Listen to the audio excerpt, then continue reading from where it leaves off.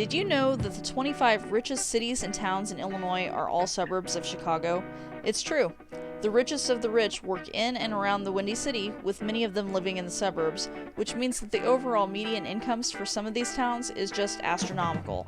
In this video, we are going to discuss the towns with the top 10 median household incomes for the Chicagoland area. Number 10, Wilmette. Wilmette is a town of 27,089 people located in Cook County. The most common occupation in Wilmette is management, and that happens to be the second highest paying job for this area. The highest paid position is lawyer. The people there have a median household income of $154,738. Of course, they have to make a fortune to live in this town because the housing market is inflated. I took a look at Zillow and found that the cheapest house on the market is a modest 3-bedroom home with an asking price of $300,000. That same house in the central part of Illinois, where I'm from, would be somewhere around $90,000. The most expensive house currently on the market in Wilmette is a $3.5 million 5-bedroom mansion.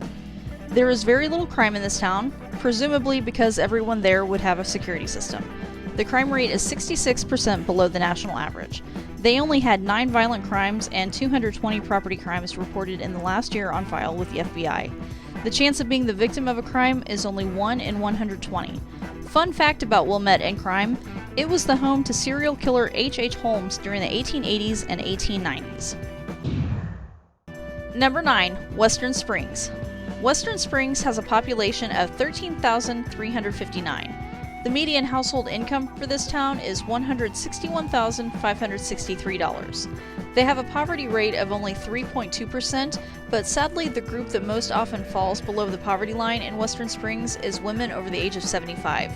The most common profession in this town is management, and the highest paid is lawyer. Western Springs has 5.78 times more lawyers than the average town, so that explains the amount of wealth in this community.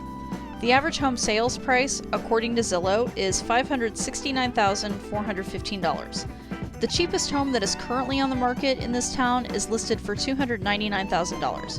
For that price, you'll get a 2-bedroom bungalow with only 966 square feet. What a steal, right? 95.9% of the homes are occupied by the owner. The 4.1% who rent pay an average of $1,941. Crime in this town is practically non-existent. They reported 3 assaults, 14 burglaries, 112 thefts, and 5 car thefts, so the chance of being the victim of a crime is only 1 in 101. Number 8, Lake Bluff. Lake Bluff is home to 5,562 people. The Census Bureau shows that the median home value for Lake Bluff is $626,300, but the median home sales price, according to Zillow, is $433,443. However, I did find a listing for a mobile home there for $12,000 if anyone wants to live there but they don't have an insanely high income. I'm surprised that an affluent town like this would have a trailer park within city limits, but apparently it does. 1.66% of the population live below the poverty line, and most of that number is comprised of men between the ages of 55 and 64. Management occupations are both the most common and the highest paying job in this town, and the median household income is $162,109. As one would assume in a town with this kind of income, almost all of its citizens graduate from high school. The graduation rate for residents over the age of 25 is 98.7%. Over 1/3 of the adult residents have earned a master's degree, which is 3 times higher than the Illinois average.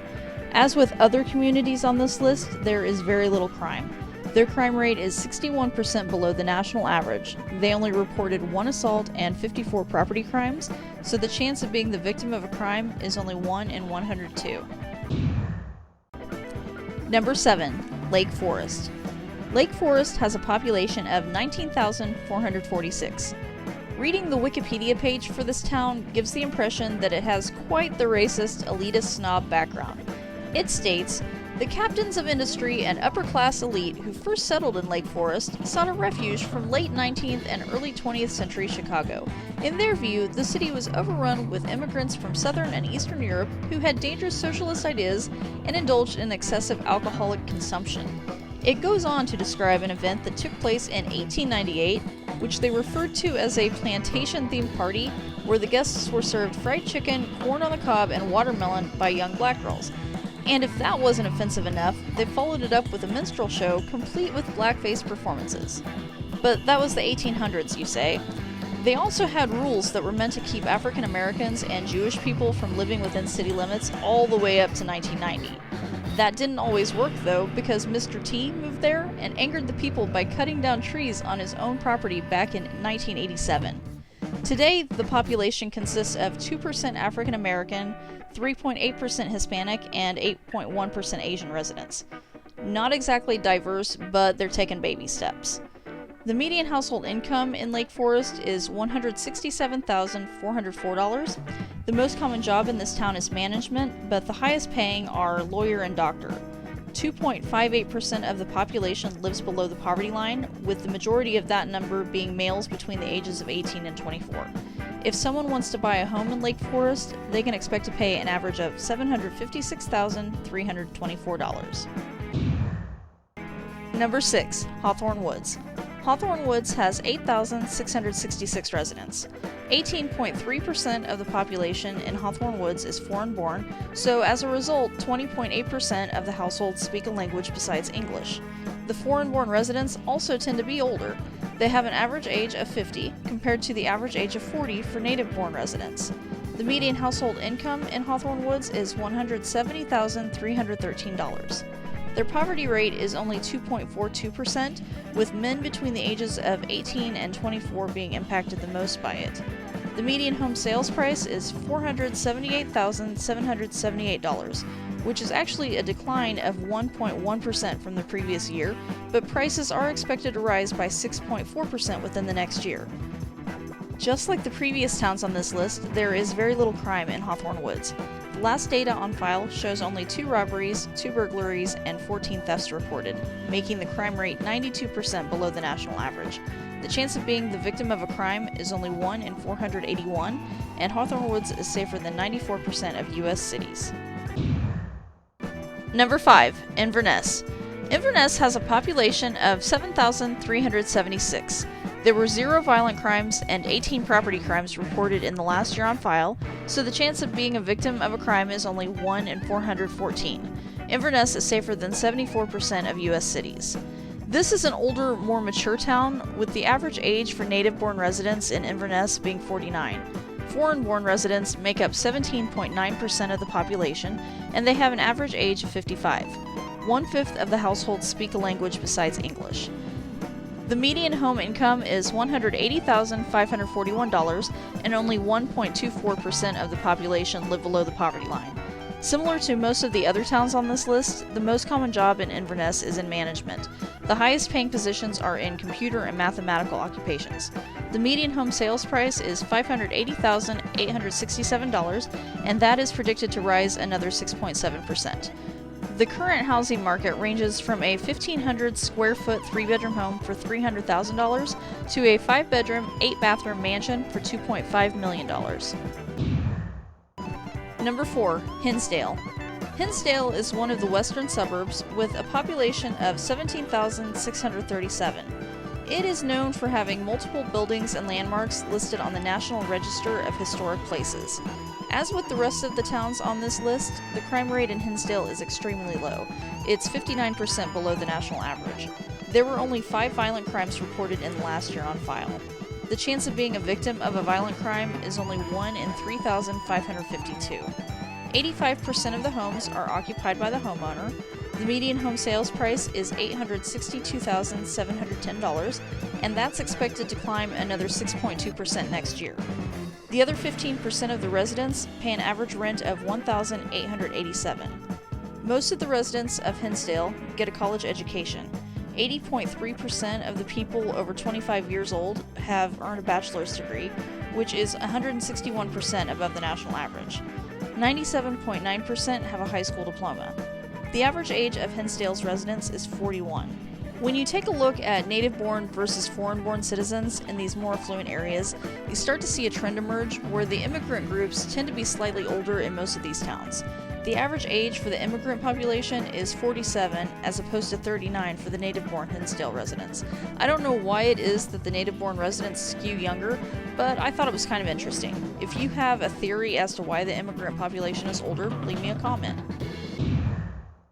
Number 3. Long Grove. Long Grove is a small town of only 7,905 in Lake County, which is known for its historic downtown area and expensive homes. The median home sales price is $595,037, which is actually a 1.5% decrease from the previous year, but Zillow is expecting prices to increase by 5.5% by next year. The median household income is $208,250. The average earnings for men are about 4 times that of women. Long Grove is a little bit more diverse than the other towns on this list. The demographic makeup includes 17.9% Asian, 5.4% Hispanic, 2.2% African American, and 72.1% white. In addition to that, 23.8% of the residents are foreign-born. Long Grove also has an older population, with immigrants being older than native-born residents. The overall average age is 46. Native-born residents have an average age of 43, and foreign-born residents have an average age of 50. Number 2. Glencoe. Glencoe is a small town with a population of 8,826 in Cook County that has been featured in several films. John Hughes filmed part of 16 Candles, She's Having a Baby, and Ferris Bueller's Day Off there. Clint Eastwood used the train station in the film Flags of Our Fathers, and the movie Contagion also used Glencoe for some of its scenes.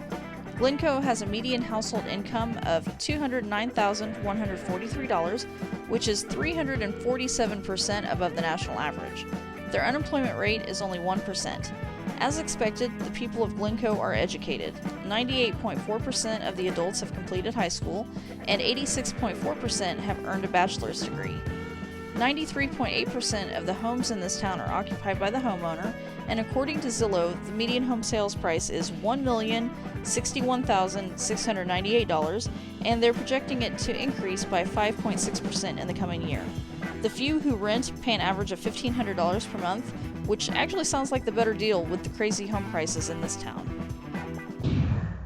And number 1, Winnetka. Most people know Winnetka as being the location of the McAllister family's home in the 1990 classic Christmas film Home Alone. Others may think of it as the hometown of Rock Hudson or Chris O'Donnell. Winnetka is not just the richest city in Illinois, but according to Bloomberg's 2019 Richest Places Annual Index, this town of 12,316 people is also the second richest city in the United States. The median household income is $220,577, but it's so expensive to live there that the residents have to make a crazy amount of money. The cost of living is 103% above the national average. Most of that is due to housing costs, which are 326% above the national average. Zillow shows an average sales price of $1.25 million. I checked the current home listings, and the lowest asking price is $375,000 for a modest 1,300 square foot home. The most expensive one is $7 million. When you're rich, you buy property, so 89% of the homes in the city are occupied by the homeowner. The few who rent are charged an average of $1,800 per month. 99.3% of the people over 25 in Winnetka have a high school diploma, and 90.9% have a bachelor's degree, which is 191% above the national average. I'm not sure how the remaining 9.1% got rich. Maybe they inherited family money, so they didn't feel the need to go to college. Or maybe they created a website or app, who knows. Whatever the case, I doubt they realize how fortunate they are. If any of you live in one of these towns and you're looking to expand your family, I would just like to throw it out there that I am available for adoption, and I'm mostly house trained. Or maybe you could just subscribe to my channel and ring the notification bell to show the love. I hope you liked this video. If so, give it a thumbs up. Thank you so much for watching, and until next time, I remain stuck in the car field.